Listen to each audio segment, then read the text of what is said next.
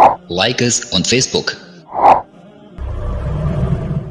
Contact us on WhatsApp. Subscribe our YouTube channel and watch our videos. नहमदुहु व नसल्ली व नसल्लिम अला रसूलिहिल करीम अम्मा बाद फ़ाउज़ु बिल्लाहि मिनश्शैतानिर रजीम बिस्मिल्लाहिर रहमानिर रहीम। नाज़रीन व सामीन इकराम अस्सलामु अलैकुम व रहमतुल्लाहि व बरकातुहू। नाज़रीन व सामीन इकराम, जैसा कि आप जानते हैं, आप बहुत सारी वीडियोस देखते हैं मजहबी स्कॉलर्स की और भी बहुत से लोगों की। उनमें एक बड़ा नाम है हज़रत मौलाना जावेद अहमद गामदी साहब का। तो पिछले दिनों मैंने उनकी एक वीडियो सुनी जिसमें जावेद अहमद गामदी साहब जो हैं वो किसी दूसरे शख्स को मुखातिब करके कह रहे थे कि अगर बात आपने मुझे समझानी है या बात आपने मुझे बतानी है या आप यूँ समझते हैं कि जो मैंने बात की है वो गलत है, तो मैं आपके तबसरों से बात नहीं समझूंगा, मैं आपकी तकरीरों से बात नहीं समझूंगा। मेरे ख्यालात को दुरुस्त करने के लिए आपको कुरान मजीद से बात करनी होगी, मेरे फ़िक्र को दुरुस्त करने के लिए आपको हदीस से बात करनी होगी। मेरे लिए सबसे पहले कुरान मजीद है।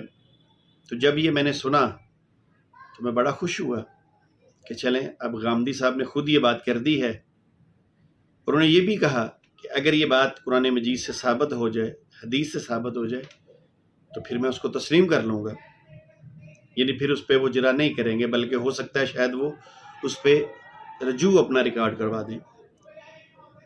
तो मैं बड़ा खुश हुआ उनकी ये वीडियो देखकर कि चलें, जहाँ तक मेरे इल्म में बात है वो तो मैं गामदी साहब के सामने पेश करूं, मगर यकीनन दोस्तों ये याद रखिएगा, जितना इल्म गामदी साहब के पास है उसमें से 1% भी मेरे पास नहीं है। मगर जो इल्म अल्लाह ने मुझे अता किया है,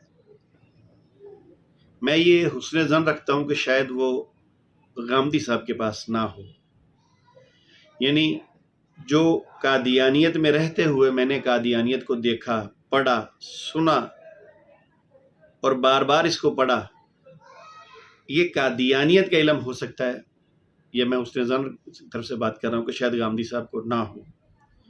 तो चलिए, गामदी साहब की डिमांड ये थी, वो उन साहब से ये कह रहे थे कि मुझे कुरान से बात समझाएं।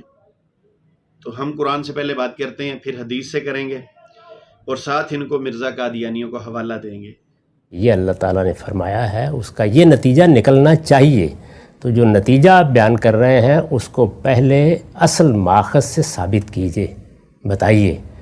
और आज भी अगर मेरे फ़िक्र की कोई गलती वाज़े होगी तो मैं सरे तस्लीम करूँ, लेकिन गलती वाज़े कैसे होगी? आपके तबसरों से नहीं होगी, वो इससे होगी कि आप बताएंगे कि ये कुरान की आयत है, ये सुन्नत है, ये हदीस है, इसके ये अल्फाज हैं, इसमें ये बात कही गई है और मैं उस बात को सही नहीं समझा। मैं आपका शुक्रिया अदा करूंगा कि आपने मेरी तो ये मेरे पास मिर्ज़ा ताहिर, जो कादियानी जमात का चौथा सरबराह था, यानी वो इसे खलीफा कहते हैं, खलीफा राबिया, ये उसका लिखा हुआ कुरान मजीद है। मेरे पास और भी हैं, मगर मैंने सिर्फ हज़रत मौलाना जावेद अहमद गामदी साहब के लिए ये कादियानी कुरान पाक निकाला है, ताकि अगर वो तस्दीक करना चाहें, वो देखना चाहें, तो वो किसी भी देख लें। मेरे पास शिरोद्दीन महमूद का भी कुरान पाक लिखा हुआ मौजूद है, मेरे पास मिर्ज़ा ग़ुलाम अहमद कादियानी की तफसीर भी लिखी हुई मौजूद है। तो चलिए अभी हम देखते हैं यहाँ पे ये क्या लिखा है। अच्छा जी, बात यूँ है कि कुरान मजीद की सूरह फ़तह, ये 48 नंबर सूरत है और कादियानियों के कुरान में जो इसकी आयत नंबर है वो है 30, और जो मुसलमानों का लिखा हुआ कुरान पाक है उसमें है 29वीं।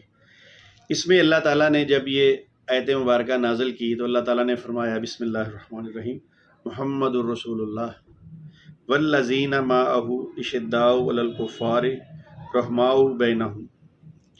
अब इस आयत मुबारक में अल्लाह ताला ने नबी पाक सल्लल्लाहु अलैहि वसल्लम को मुहम्मद रसूलुल्लाह कहकर बुलाया। पूरी उम्मत इस कुरान पाक की आयत मुबारक को मानती है, तस्लीम करती है, बल्कि जावेद अहमद गामदी साहब भी इस सूरत को इसी तरह ही मानते हैं कि ये मोहम्मद अरबी सल्लल्लाहु अलैहि वसल्लम का नाम लिया गया है। इससे पहली जो सूरह है वह सूरह मोहम्मद है। صلی اللہ علیہ وآلہ وسلم، اور اگلی اس آیت مبارکہ میں، اس صورت کی آیت مبارکہ، اللہ نے نبی صلی اللہ علیہ وسلم کو محمد صلی اللہ علیہ وسلم کے نام سے یاد کیا۔ جوید مقام صاحب، یہ تو قرآن پاک کی آیت مبارکہ ہے، آپ بھی تسلیم کرتے ہیں، آپ بھی مانتے ہیں، میں بھی مانتا ہوں، اور پوری امت اس بات سے یہ مراد لیتی ہے کہ حضرت محمد مصطفیٰ صلی اللہ علیہ وآلہ وسلم محمد رسول اللہ ہے۔ مرزا قادیانی کا دور آ گیا۔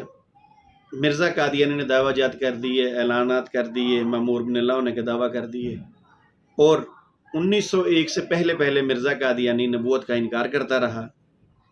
اب چونکہ ہمارا موضوع تھا اس کتاب کے بارے میں جس میں مرزا قادیانی نے اپنے آپ کو محمد کہا ہے، تو یہاں پر سر جاوید احمد غامدی صاحب ایک بات یاد رکھیے گا کہ جب قرآن مجید کی کسی نص سے بات ثابت کر دی جائے نا، پھر اس کے آگے جا کے آپ نے وہ دعویٰ جات نہیں کرنے، پھر اس سے مراد آئیں بائیں شائیں والی بات نہیں لینی ہوتی۔ میرے پاس یہ کتاب ہے، جلد نمبر 18، مرزا غلام احمد قادیانی کی لکھی ہوئی کتاب ہے۔ یہ دیکھیے، میں آپ کے سامنے رکھتا ہوں، یہ لیجیے، یہ ہے،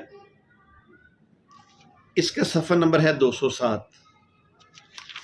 اس میں مرزا قادیانی نے یہی آیت مبارکہ قرآن مجید والی یہاں نقل کی، اور یہاں 3 دفعہ اس نے وحی کا ذکر کیا، الفاظ لکھے، یہ اللہ کی وحی ہے، یہ اللہ کی وحی ہے، یہ وحی الہی ہے۔ یہ میں اسکین لگا دوں گا، آپ اس کو بھی پڑھ لیجئے گا۔ اور اس میں مرزا قادیانی کہتا ہے، اس وحی الہی میں میرا نام محمد رکھا گیا اور رسول بھی۔